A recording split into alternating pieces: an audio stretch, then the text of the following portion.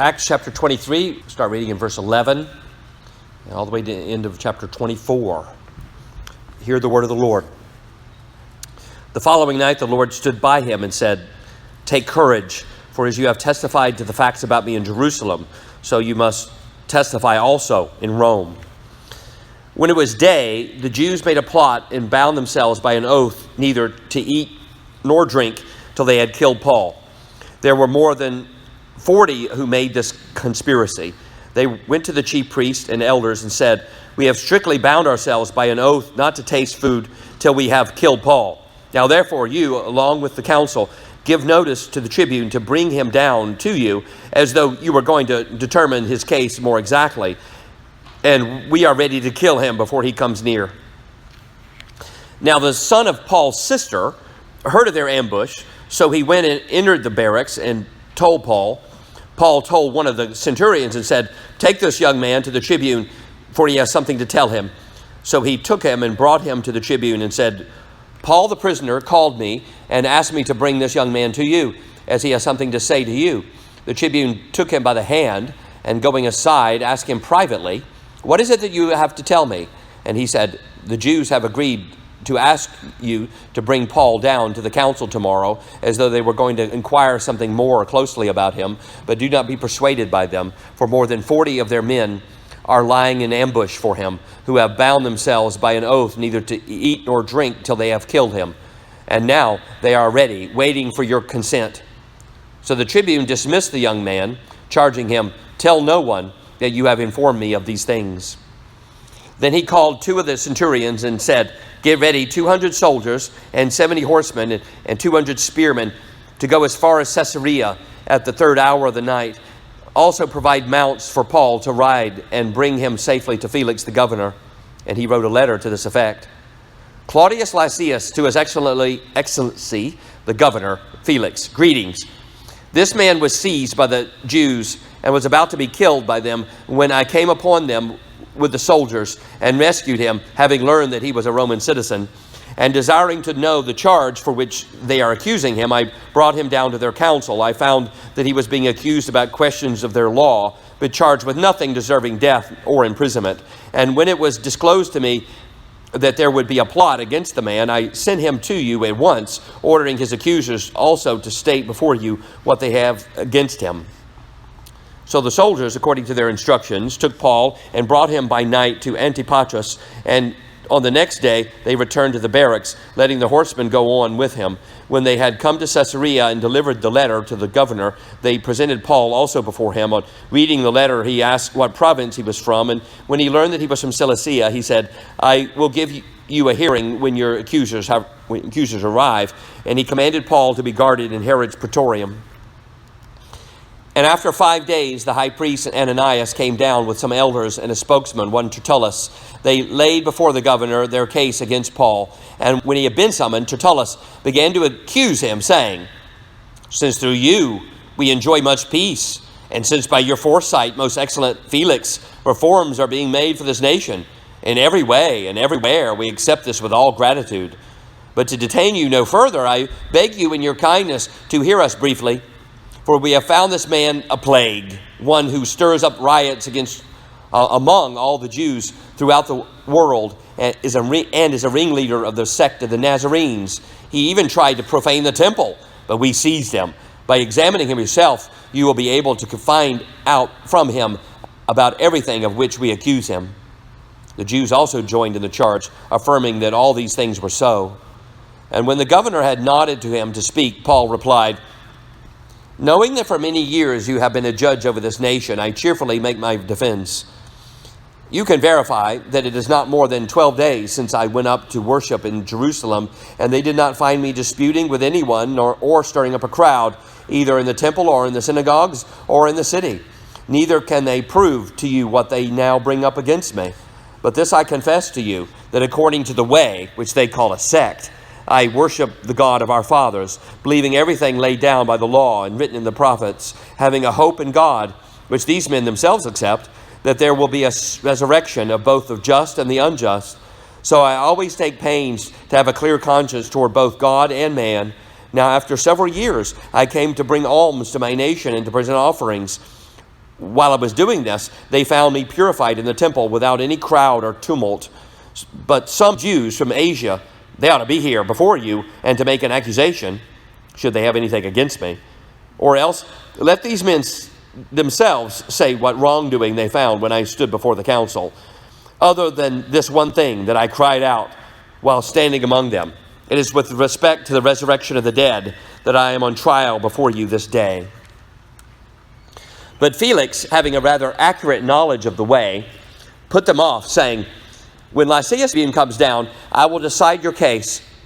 Then he gave orders to the centurion that he should be kept in custody, but have some liberty, and that none of his friends should be prevented from attending to his needs. After some days, Felix came with his wife Drusilla, who was Jewish, and he sent for Paul and heard him speak about faith in Christ Jesus. And as he reasoned about righteousness and self-control and the coming judgment, Felix was alarmed and said, go away for the present. When I get an opportunity, I will summon you. At the same time, he hoped that money would be given him by Paul. So he sent for him often and conversed with him.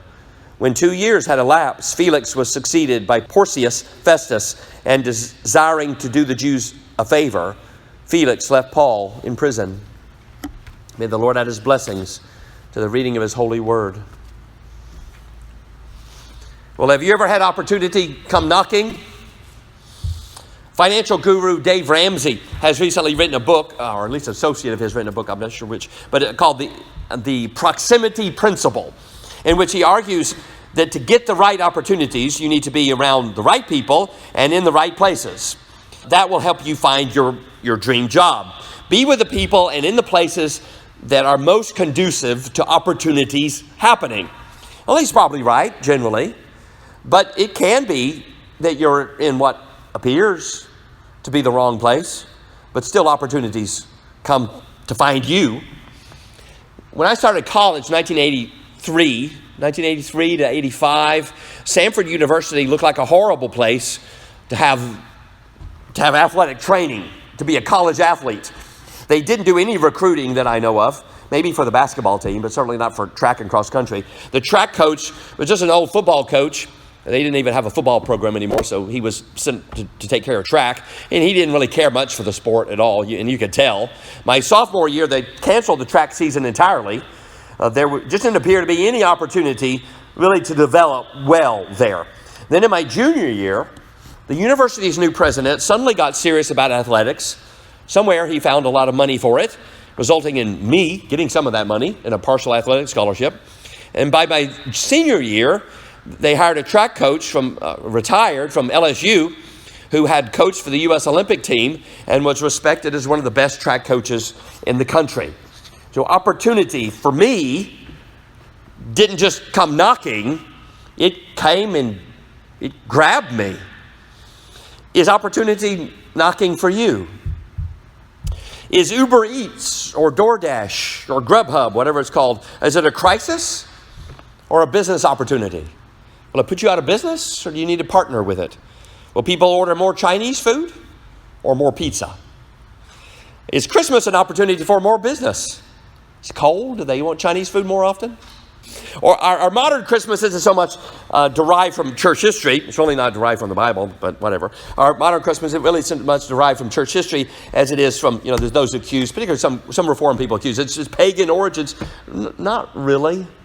It's more like commercial origins from about 100 years ago, 150 years ago.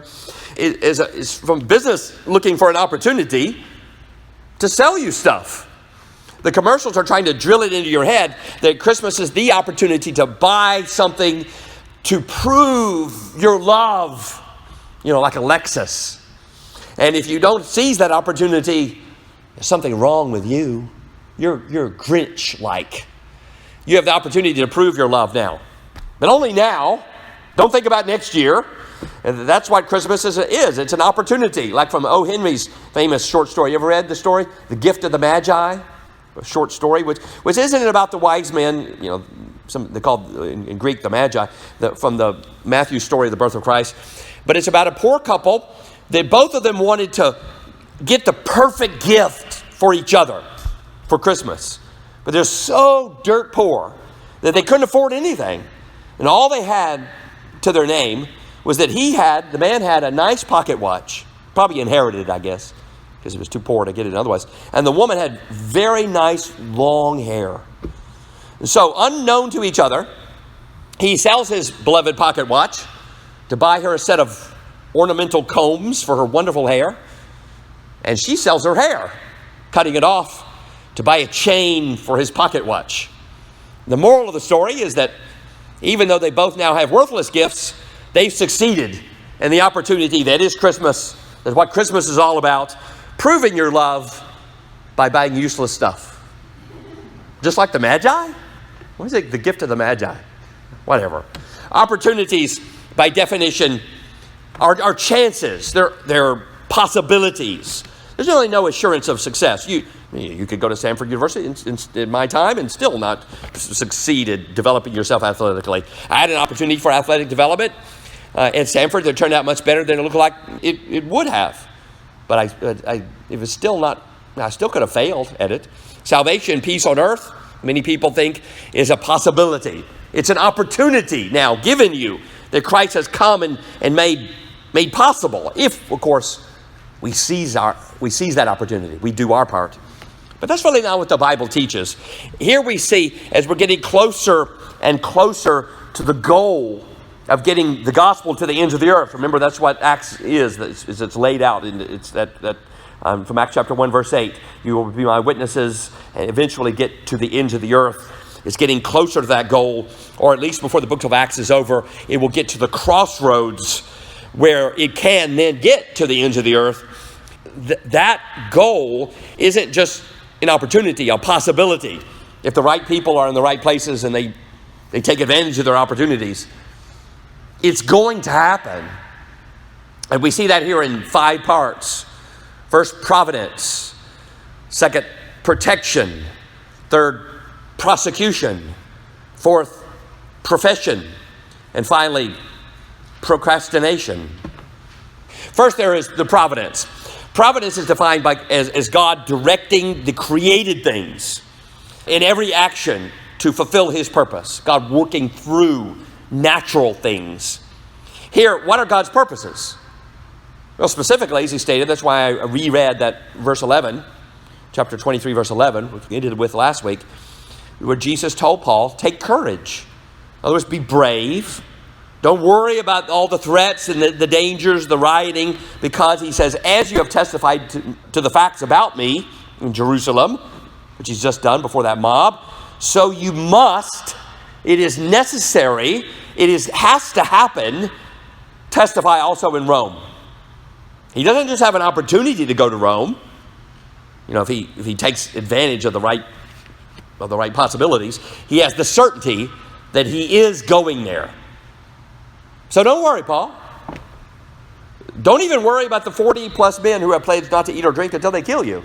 Don't worry about it. Sure, make yourself ready, do what you can, be as shrewd as a serpent, use your head, divide Pharisees from Sadducees by getting them to debate the resurrection if you have to, avoid, if all possible, going back to the council. Someone said, opportunities knock on the doors of those prepared, so be prepared. But the end result depends on God's providence. We see that here by God providing for Paul's nephew, the right person. Talk about the proximity principle. To be at the right place and the right time to hear about this plot by over 40 men to ambush Paul and kill him. They are absolutely determined to do that, which they prove by binding themselves with an oath to not eat or drink until they kill Paul. That's the level of their commitment, right? They're just determined absolutely to do this, their commitment to their mission of murder. But they didn't count on some bystander just hearing about their plot, and that bystander just coincidentally being a relative of Paul. What are the chances of that, you think? Some young man who hears about this would be a relative of Paul. Well, it doesn't depend on chance. The Lord Jesus has promised Paul that he will get to Rome, and so Jesus arranges that Paul's nephew overhears the scheme to ambush him. He was in proximity of the plot. So then he goes to Uncle Paul, hey Uncle Paul, to inform him, and Paul tells the centurion, kind of like a lieutenant, tell the tribune, kind of like a colonel, take my nephew, the informant, and tell Tell the tribune, who's the commanding officer. And in verse 19, look at the level of detail here. You look at all these details. I don't think it's supposed to be symbolic of anything. Taking him by the hand symbolizes, no, I don't think anything like that. It's just a sign of a true historical story. The tribune takes Paul's nephew by the hand, leads him aside so other people around would know what he's saying to protect his identity, so people would know that he's the informant. I guess today we'd call him the whistleblower, I guess. Paul's nephew tells him the whole story about the over 40 men who are determined to kill Paul, that they vowed to not eat or drink until they do it. I wish Luke had told us, I wonder whether these men actually kept their oath and ended up dying of dehydration. I mean, they gave their word. They should keep it. They should be held to it. The tribune tells him in verse 22 to keep it secret, probably because the 40 hungry, thirsty men would take out their rage on him if they can't get to Paul. The point is that God has promised that Paul will go to Rome. And so here God has protected him from the rage of a fiercely determined band of over 40 men. God protected him, now not supernaturally, like by fire coming out of heaven, or 12 legions of angels defending him, but providentially, by placing a young man who happened to be Paul's nephew in proximity of the plot, so he would have the opportunity to hear it. He was the right person in the right place, like Esther, for such a time as this. Paul doesn't just have an opportunity to get to Rome if he plays his cards right, if he somehow escapes ambushes by hungry maniacs. The gospel doesn't just have the opportunity to get to the end of the earth. If we open the right doors and everything falls in the right place, our salvation isn't just an opportunity that depends on us. It's all a certainty as God providentially orders all things. So next, the Lord provides for his protection, courtesy of the Roman Empire. Think how these events have transpired, okay? Think about this. Paul could easily have been killed as they dragged him out of the temple if the Romans hadn't arrived there very quickly, actually. He would have been killed by those 40-plus hungry maniacs if his nephew wasn't in the right place. And now his ability to get out of Jerusalem alive and eventually fulfill his mission now depends, kind of humanly speaking, on the protection of the Roman Empire.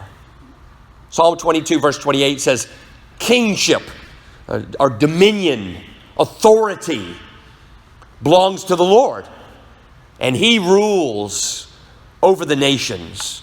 In other words, they do what he decrees they do. They fulfill God's purpose. When we were in Ethiopia, I was teaching a class on English. In case you can't tell, I learned it. And the cultural attaché, that's his title, cultural attaché of the embassy of the People's Republic of China, took my class just to improve his English. In Ethiopia, simply making copies of paper, like for materials for the class, is difficult and expensive. Copying machines, at least at that time, were hard to get. They were rare. So I was having problems getting, just copying the materials, worksheets and so forth for my class.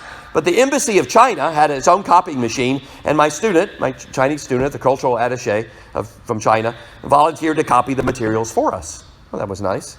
So we got our materials supplied, courtesy of the government of the People's Republic of China. So those of you who paid taxes to the Chinese government back in the early 90s, you helped pay for our materials. Now, I thought that we should advertise that that Christian Bible College is sponsored by, we can put that maybe under a subscription, Evangelical Theological College, sponsored by the People's Republic of China.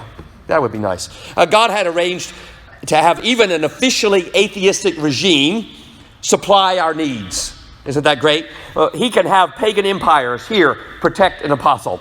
Here in verse 23, the tribune dispatches 200 foot soldiers and 70 horsemen and 200 spearmen. So that's like 470 troops there. Somewhat 70 are cavalry, pretty heavily fortified. That's a good protection. You get a lot of bodyguards. It's about half the garrison stationed in Jerusalem to send Paul to Caesarea, which is the Roman capital of Judea. That's where the Roman governors lived. On the coast of the Mediterranean. They leave there urgently. They leave by night. That's before the band of hungry, parched zealots could hear about this and do anything about it. So Paul is escorted safely back to Caesarea, this time provided a horse to ride on. He almost certainly had walked into the city about 2 weeks before. Now he gets a horseback ride out. Isn't that nice? All courtesy of the Roman Empire. The tribune is intent on protecting this citizen of Rome, Paul, not knowing that he is an instrument in the hand of God to fulfill Jesus' promise that Paul will testify in Rome. Paul is sent to Felix, Antonius Felix, the governor. The tribune sends a letter along with Paul to Felix, and we finally learned this tribune's name. We've been calling him the tribune for a couple of weeks now. His name is Claudius Lysias. And Lysias' letter, reproduced for us in verses 26 to 30, shows him protecting Paul and himself. He protects Paul by stating in verse 29 that Paul was charged, quote, with nothing deserving death or imprisonment. Okay, if he did nothing deserving imprisonment, he shouldn't be in prison, right? So it sounds like Lysias is recommending that Paul be released. Normally, a letter like that from an arresting officer to the governor would contain charges against the prisoner. In other words, this is what he should be put on trial for. But Lysias can't list any charges, nothing that he deems as a crime to be punished. And so he protects Paul from the presumption of guilt. Lysias is also protecting himself. Did you notice that, how he falsely claims that he rescued Paul because he learned that he was a Roman citizen? Which is not what happened at all. The truth was, you remember, that he didn't learn that until after he had bound Paul and was about to have him scourged. But Lysias doesn't want anyone to know that. He wants to make himself look like he's this champion who rescues Roman citizens from Jewish mobs. So with that, Paul arrives back in Caesarea, where before, on his way to Jerusalem, he had stayed, remember, with Philip, the evangelist, where Agabus prophesied that if he went to Jerusalem, he would be bound. And sure enough, he was there. Now he's back in Caesarea. He's in custody, but it's kind of a lax custody. You know, he's not like in solitary confinement in a maximum security prison. He's part of a palace guarded, but he has access to his friends. He's able to write, to consult with brothers like Luke. In other words, they could come to him, living in what was one of Herod the Great's former palaces. He's protected there from murderous plotters, again, courtesy of the Roman Empire. There's an opportunity here. And up to now, Paul has been traveling and preaching and planting churches, and Luke too has been with the churches. Maybe they felt some frustration. And now they couldn't do what they have been doing now for over the last 10 years, or the last decade. They've been pouring themselves out into planting new churches and growing churches. And now they can't do it anymore. They're stuck. Now, no longer able to do what had before seemed so fruitful. But now they have an opportunity for something else, which probably proved more fruitful than they could have ever dreamed. He spent 2 years here. And maybe they were tempted to think that time was just wasted, sitting around, writing a few letters. But it's during these 2 years that he probably wrote anyway, Philippians, Ephesians, Colossians. And if you've ever been blessed by those, it came from this time. Luke too has the opportunity. You know, before he was in Greece, or what we now call Turkey, with the Greek churches there, and only because he followed Paul here as he in Israel. And now he's the opportunity to do some research, to talk to the eyewitnesses of Jesus, like Mary, the mother of Jesus. So he could then later write the Gospel of Luke. And then later, this very book, Acts. So if not for this 2 years, they may never have opportunities for all these parts of the Bible. They had the opportunity to add some important books to the Bible, didn't they? Paul's enemies see an opportunity, though. They see another kind, to prosecute him. We've seen providence, protection, and now the prosecution. In the first 9 verses of chapter 24, 5 days after Paul was spirited out of Jerusalem under heavy guard, Ananias, the priest who ordered Paul punched in the mouth earlier, remember that? He comes to Caesarea. That's a big deal. The high priest comes all the way to Caesarea just for you, with some elders and a lawyer. They got to hire a lawyer, a Roman lawyer. His name shows he's Roman, named Tertullus. People get lawyers, when they're serious about something, right? Just like the over 40 men showed their seriousness by vowing not to eat or drink until they kill Paul. So Ananias shows his seriousness by hiring a Roman lawyer. So now he knows this Tertullus character will know how to lay out his case in the Roman way to make the best impression on this Roman governor. So they summon Paul, and the trial is set. Now, if you like a good courtroom drama, here it is. Law and Order, Caesarea. Tertullus begins in the traditional Roman way. This is actually a tradition, the way they began, by flattering the judge, right? And the judge is the governor Felix. There's no separation between the judicial and the executive. The governor is the judge. Beginning in verse 2, since through you we enjoy much peace. Actually, Felix was known for his brutality against any troublemakers. If there was any peace, it was because they were terrorized. They were afraid of not being peaceful. They would be crucified if they didn't. Tertullus, though, is trying to ingratiate himself to Felix. A most excellent Felix. Probably with a bow. In every way and everywhere, we accept this, all the great things you have done, with all gratitude. I have so much to say, in verse 4, he says, about all your greatness. If I said it all, I would be detaining you from your duties. It would take too long if I listed all the magnificent things you've done. So he says, I beg you in your kindness to hear us briefly. You only get one opportunity to make a good first impression. And so he pours it on with nauseating flattery. And then make the accusations, which are three. First, he says, Paul is a plague. In verse 5, he's a troublemaker, a disturber of the Pax Romana, the Roman peace. Rome liked to feel that they brought peace to all the countries that they took over. And that was kind of true. Even if the peace was bought with brutality, with slaughters of those who wouldn't submit, with crucifixions of troublemakers to terrorize the people and to be being peaceful. One could travel, though, but the reality is, the truth is, one could travel all the way from Israel on the eastern side of the Roman Empire to Britain on the western side of the Roman Empire without having to cross any borders and, have to worry about any warring kingdoms because they wouldn't dare fight wars with each other. The Romans would come in and kill them all. It had been imposed, the Roman Empire had imposed a peace on this part of the world, and now, says the Roman lawyer, Paul is a threat to that. He's a pest. He taught that Jesus was the Messiah, and that disturbed the Jews who wouldn't accept it. Paul says, stirs up riots among the Jews throughout the world. He's an agitator. And if you want to stop the rioting, you want to stop the agitation, well, you have to stop the messenger. You have to kill the agitator. It's simple logic, really. If he's the one causing the trouble, they're people disturbed by what he says, you got to kill him. That's all. Rulers, they want peace. They want their people working and living quietly so they can pay their taxes and mind their business. That's what they want. If they riot, well, that disturbs and destroys everything. And it can unleash things that could destroy their power. So they don't want riots. Don't really care about what is true, but they care what keeps the people quiet. As President Dwight Eisenhower reportedly said, our form of government has no sense unless it is founded in a deeply felt religious faith. He goes on, and I don't care what it is. In other words, as long as it makes the people moral and obedient and quiet, as long as it makes them happy. That's what rulers want out of religion. Now, the accusation is that Paul, really the gospel, is upsetting that.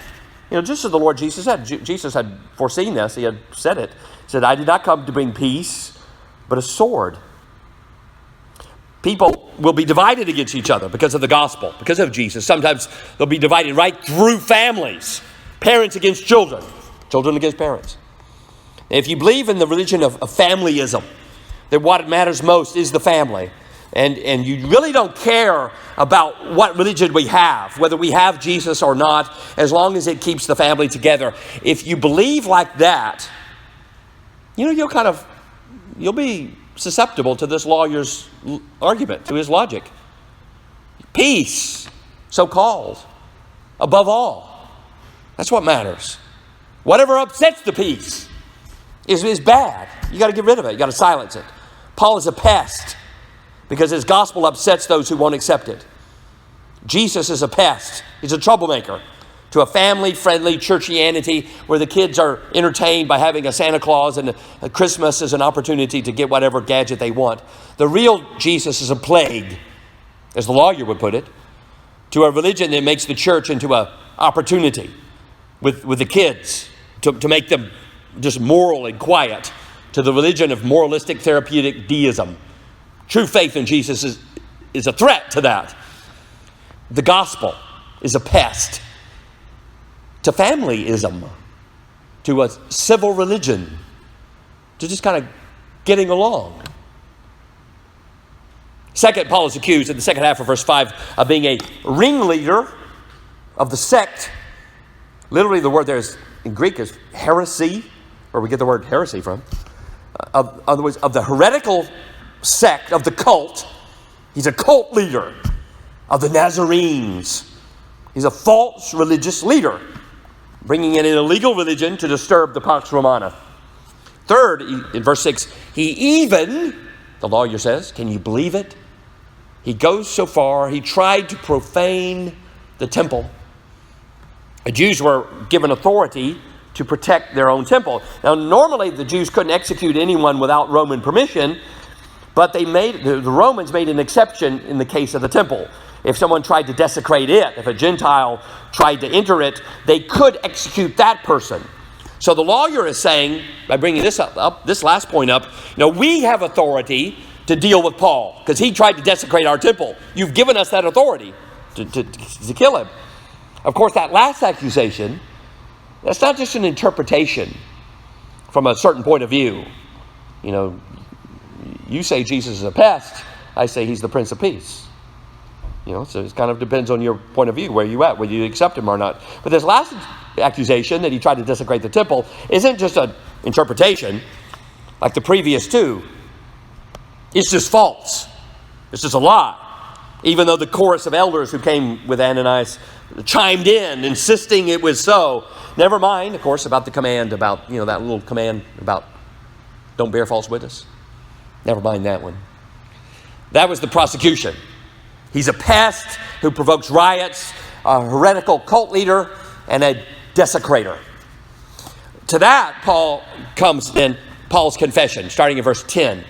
Felix you can see him sitting on this judge's bench, kind of throne-like. He nods at Paul, who's been sitting there quietly listening to the flattery and then the distortions and the lies. And he tries to get on, Paul too tries to get on the good side of the judge. But, since he can't flatter, since that's lying, what can he say? The best he could do is say, knowing that for many years you have been a judge over this nation, in other words, you're in charge, you're the judge. It's kind of like saying to someone, just sang a song. How did I do? You sang. Maybe someone, you're playing basketball. How you like my game? You played basketball. You dribble. You're the judge. But he says, I cheerfully make my defense. Is he a pest? Well, is he a disturber of the Pax Romana? He says, just 12 days ago, I went up to Jerusalem to worship, in verse 12. He says, they did not find me disputing with anyone or stirring up a crowd, either in the temple or in the synagogues or in the city. They say I've been stirring up riots wherever I go, but they can't show that I was rousing any rabbles in Jerusalem. Did he try to profane the temple? But they can't prove it, he says in verse 13. Of course, they can't prove it because it's not true. But now, in verse 14, this I confess to you. This is his profession. That according to the way, which they call a sect, a heretical cult, according to that way, the way of Jesus, I worship the God of our fathers, believing everything laid down by the law and written in the prophets. Notice how he emphasizes that?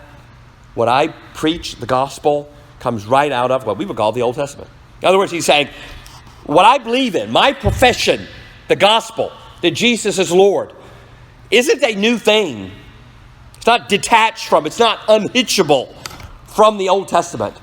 It is the fulfillment of the Old Testament, what Jesus brought. The way. It wasn't a break from the law and the prophets, a contradiction to it. The gospel wasn't a plan B after most of the Jews refused to accept him. And so God takes their rejection, as an opportunity to do something new with the Gentiles. It was always according to plan. The church isn't something different from what happened before in the Old Testament. It comes out of it. His profession is that far from being a new heretical cult, the way of Jesus comes out of and is based on the Old Testament.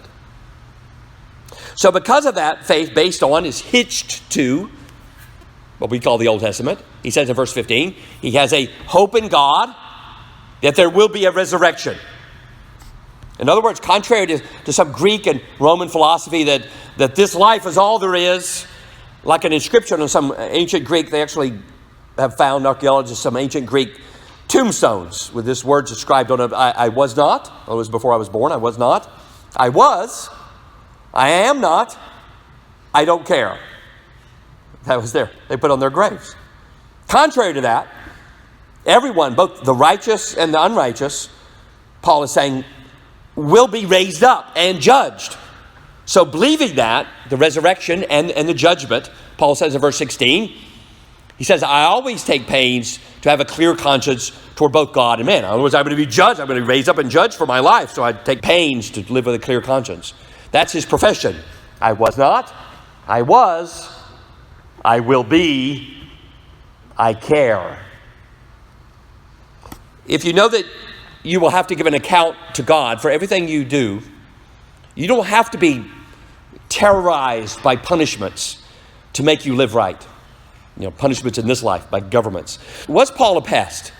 Was he a heretical cult leader? A desecrator of the temple? He says in verse 17, after several years away from Israel, I came back to Jerusalem. He says to bring alms. Alms are gift for the poor to my nation. That offering for the poor Jewish Christians he was writing about in 1 Corinthians 16. Remember that about a month ago? Practically connecting that offering he took up to practically connect the Gentile Christians and Jewish ones in Jerusalem.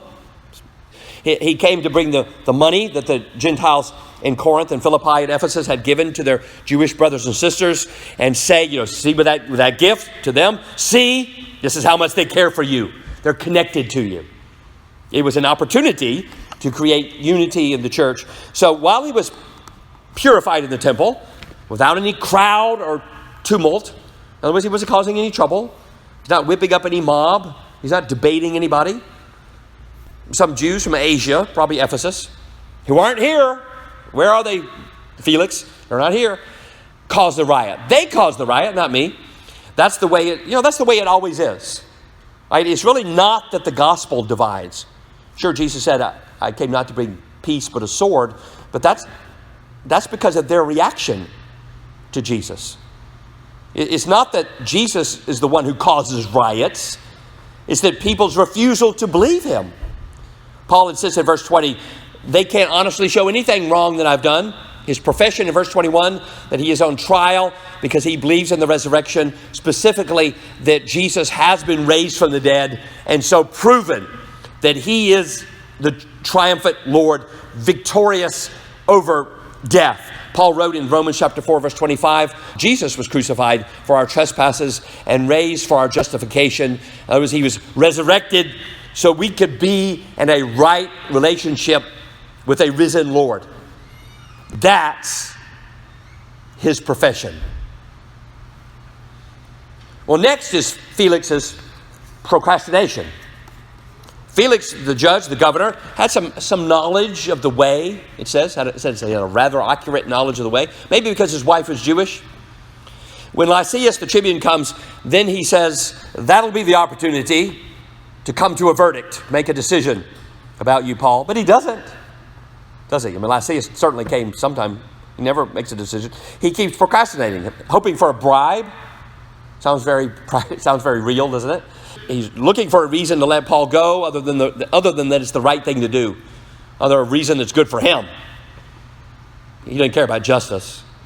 He would occasionally listen to Paul, probably just using him as an opportunity to be entertained by an interesting speaker. Paul's probably an interesting man to talk to, and the TV service wasn't very good there. So, Once he brought his wife Drusilla for these dialogues with Paul. Felix was a well-connected political man with a brother who was actually treasurer of the Roman Empire, Secretary of Treasury. That's a pretty good connection. And his new wife, actually his second wife, Drusilla, she was the daughter of Herod the Agrippa I, who's the king in Acts chapter 12, remember, who put James to death and captured Peter, but Peter escaped with the help of angels. And Herod the Agrippa I, when he died, when people hailed his speech as, the voice of a God. And he didn't give glory to God, so the angel struck him. That man was Drusilla's father. And she was now the wife of Felix, who's been appointed by the emperor of the Roman Empire, the governor of Judea. She was only about 20 years old at the time, so she's very young, and is described by the Jewish historian Josephus as, quote, surpassing all other women in beauty. Hey, like that. She had been married to another man, and Felix saw her and liked the looks of her, and so he sent a Jewish magician to her to lure her away from her prior husband into his arms, and that succeeded. So he was an immoral, conniving man. No real sense of what's right. Paul spoke to him about faith in Jesus, and Paul reasoned, or the word could be dialogue, discoursed, lectured. That's the same word we saw in chapter 19 a few weeks ago, where Paul reasoned or dialogued with the people of Ephesus. Here he reasoned with Felix. In verse 25, it says about three things: about righteousness, that is how to be righteous, maybe justification, put in a right relationship with God through believing in Jesus. And second thing, self-control, which Felix didn't have, a fruit of the Spirit that's essential for sanctification, to deny yourself and follow Jesus. And third thing, the coming judgment. That is with the resurrection. Glorification for believers and damnation for non-believers. Felix, it says, was alarmed. He was frightened by what Paul was saying. He knew what this meant for him. He had to make a decision about Paul. But even more importantly, he had to make a decision about himself, about his own soul. So he said, go away for the present, he told Paul. When I get an opportunity, I will summon you. Well, he has the opportunity now. And over 2 years, he left Paul in prison, conversing with him, procrastinating, like the rich man in the parable of the barns. Remember him? He had a great harvest. It's a great business breakthrough. His business is finally booming. He's successful after so many years of work, and he's so happy that he thinks now is the opportunity. Take it to the next level. Expand my business. Build bigger barns. Maybe open another shop. Hire more staff. But he still makes no time for what he's been putting off all this time. Getting serious about God. He thinks he'll always have that opportunity. You can always put God off, right? You'll always have that opportunity. So Jesus says about him, you fool, tonight your soul will be required of you. You procrastinated making the big decision. You only saw opportunities for making money, getting more stuff. Like what a lot of people think Christmas is all about. It's just an opportunity for more stuff. And never saw the opportunities to get right with God, to believe in Jesus. Like Felix, they always put God off. They procrastinate. Felix is a picture of procrastination. Putting off deciding. On Paul for 2 years, but even worse, putting off deciding to believe in Jesus. For 2 years, Paul reasoned with him. He had all the opportunities in the world to believe. He had one of the best evangelists in the world right there, engaging him. He had all the opportunities to repent, to do justice, to love mercy, to walk humbly with his God. But he wouldn't decide. Neither would the beautiful Drusilla, who was later killed, along with their son Agrippa, when she was visiting Pompeii, and Mount Vesuvius erupted and buried the whole city with her in it. Felix was eventually replaced as governor, and as one of his last acts, he procrastinates, decides not to decide.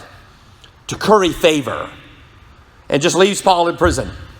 And then he just, as far as history is concerned, he fades away. Eventually, to run out of opportunities. Some of the same people who never miss an opportunity to please people, to advance their career, to curry favor, grasp popularity, post something cute on Facebook, or build bigger barns, invest in property, expand their business, turn a challenge like DoorDash into an opportunity for growth. Some of the same people who never miss an opportunity to make money or get a younger, prettier wife or more friends, always miss the opportunities to believe in Jesus, to be right with God, to have the power of the Spirit, to be self-controlled, to be ready for judgment. God says, don't procrastinate. Now is the acceptable time. Today is the day of salvation. Right now. You aren't promised one more opportunity. So seize the one you have now and believe.